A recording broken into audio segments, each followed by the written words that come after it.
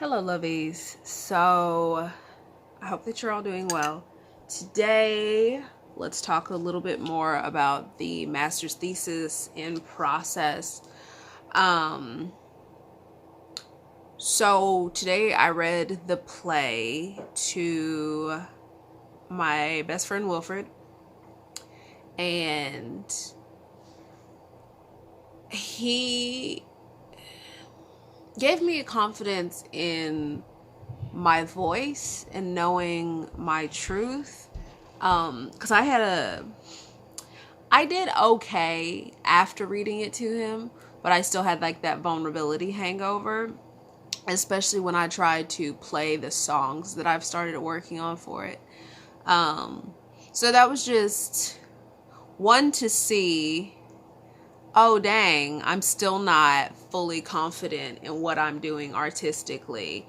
And then if I'm not confident in these moments, what is it going to be like trying to perform the thing or share the thing for people who do not love me?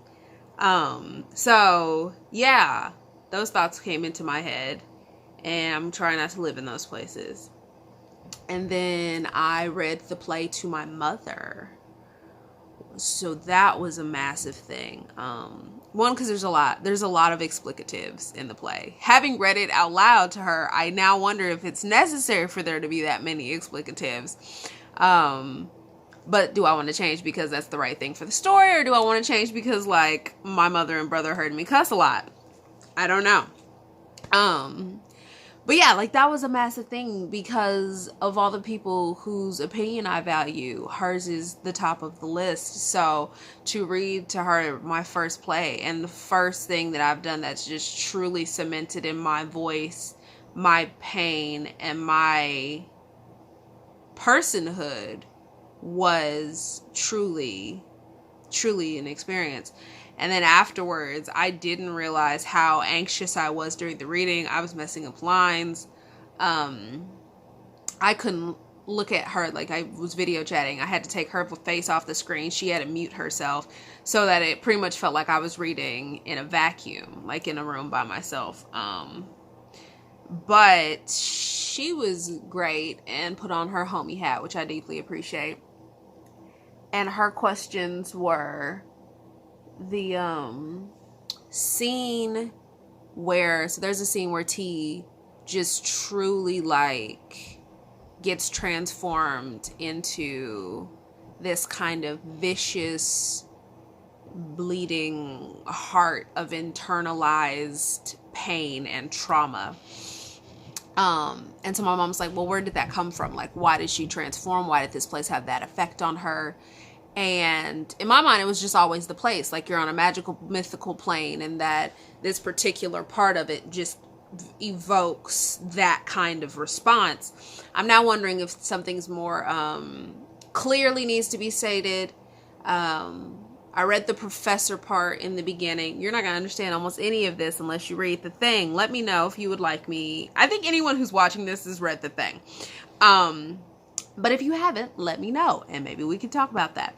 But yeah, the professor in the beginning, I really think needs to be more of a negative force, like that kind of positive negging thing. I don't know if I talked about this last time, and if I did talk about this last time, that means I probably should have changed it before I talked about it this time. But the professor needs to be more reflective, I think, of the outside world, saying you don't actually, like, you don't belong here, but also, I don't know, just I have to find a creative way to say it, which is probably why I haven't written it yet. So yeah, I think that needs to get fixed.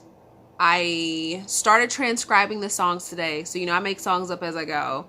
So I have so many recordings of me trying to make these songs up as I go. And I finally sat down and started listening to the songs and then writing, typing the lyrics down. So that way I could go back and look at the lyrics that are absolutely my favorite and combine them from the different versions of songs that I've sang to make solid chunks of songs that are actually what I need to say and reflect the character arcs that I'm trying to embody. So that's what we're doing. I need to consider that Marilyn brought up about God never being seen before the end and the Holy Spirit never being seen before the end, to see that. And then also, I guess, to see maybe the dispatching of Jesus, to see where his story starts. Like, what about his story makes T attractive to him and brings out resolution and change in him. So yeah, that needs to happen. What else needs to occur? So that's where we are right now. I need to try to compose. My biggest thing right now is, one, keeping my dream big and expanded and not trying to minimize it. So's to...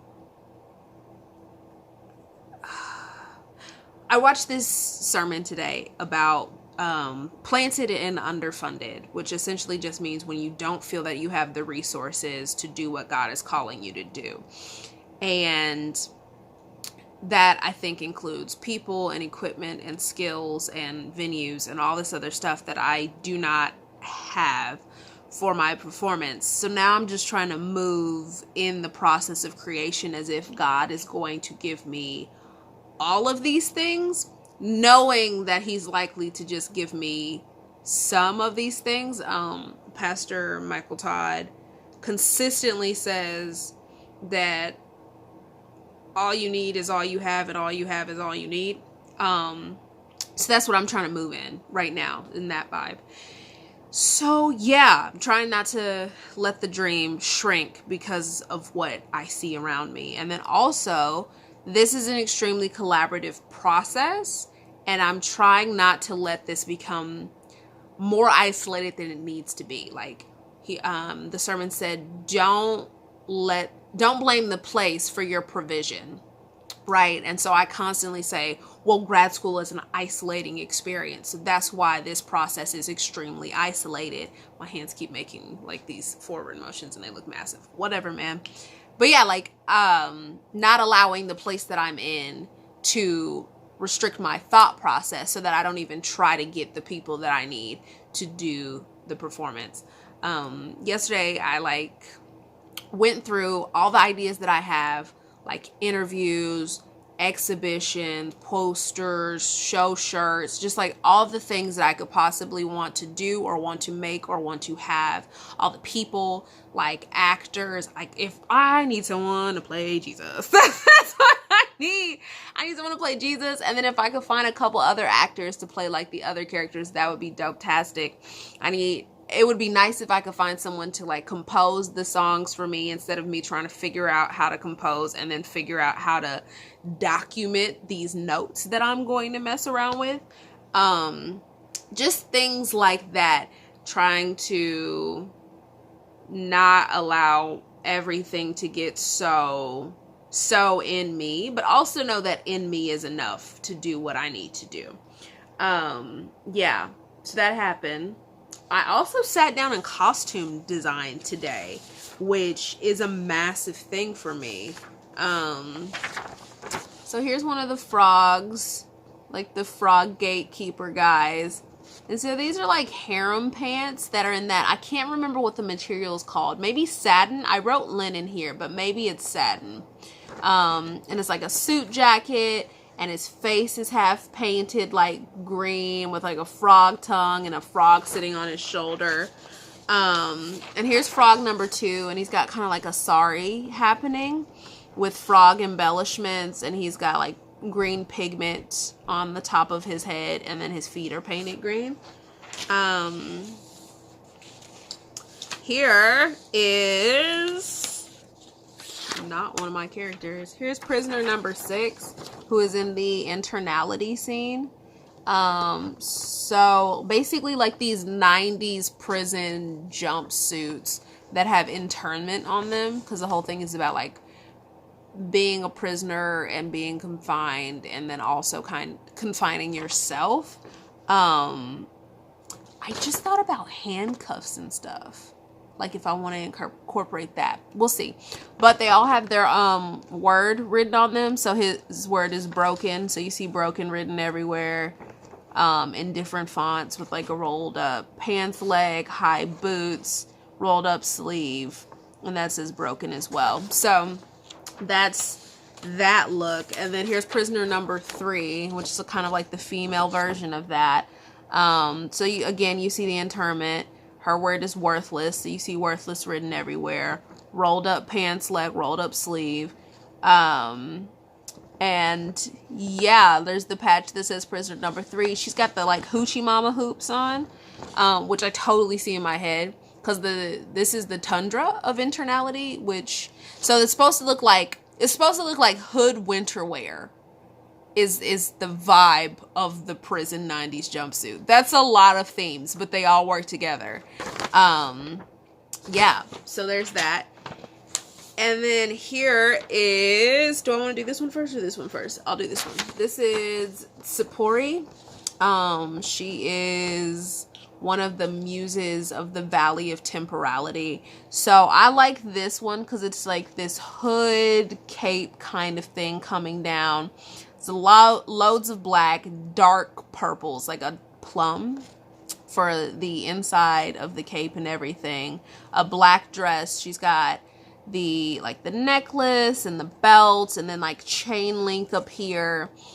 And the whole scene is about people having the have and the have not, like what you have and what you do not have. So there's like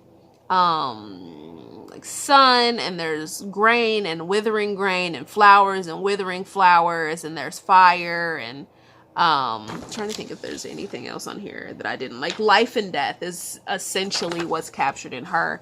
And she has pigment too. It's dark plum as well. So hers was super exciting. I really enjoyed doing that one, and I see it in my head, and it's so pimping. And then here is Blanca, and so she has got a similar look, of course, with the hood, but hers is like a dark teal. And it's the black dress, but then it goes to like a fishnet at the bottom. And then also, I didn't even show you, both of them kind of have these fly out sleeves. Hers isn't really, it's like chain mesh up here almost. That's not right. It's like, it's not chain link, but it's a different kind of chain. And then she's got like the spikes up here. She's got gold flakes and then white paint on her face. And then for her bottom details, there's like lots of peacock. I'm sleepy.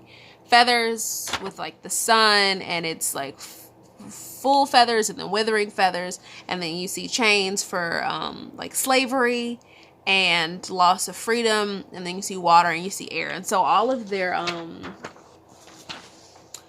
outfits reflect the haves and the have-nots, hopefully, that are mentioned in the text.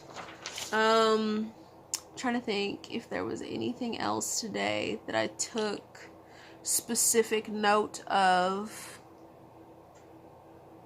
I think currently I'm just in a place where I'm trying to do work instead of worry. So I have another proposal draft due on Monday, and I meet with my advisor on Monday. Excuse me. And I think for the rest of January, I'm just going to focus on working on the play as if the play is happening. So doing the costume design, trying to come up with like an audition poster paper sheet thing. Yeah, just moving like that. Whatever has to happen. Maybe choreographing dances, getting the songs worked out. Like I'm just going to move as if this thing is getting put on, and then see what happens and see what God does. I think that's everything.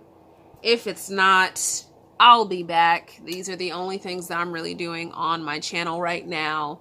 So, be good.